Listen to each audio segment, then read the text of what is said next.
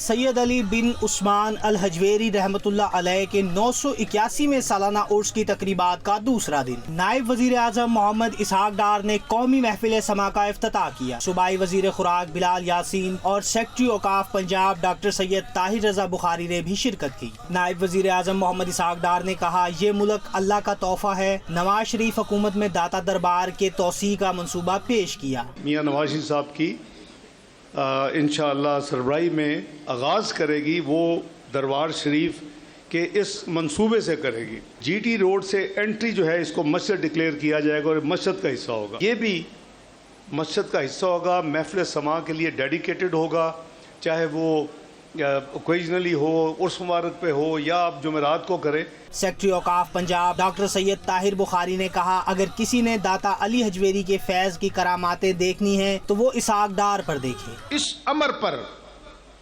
ہمیشہ رشک کرتا ہوں کہ اگر داتا گنج بخش کی گدائی اور نسبت کسی نے دیکھنی ہو تو وہ سینیٹر محمد اسحاق ڈار کو دیکھے۔ محفل سما میں پاکستان کے نامور نعت خوانوں قوالوں نے عقیدت مندوں کے دلوں کو محفوظ کیا۔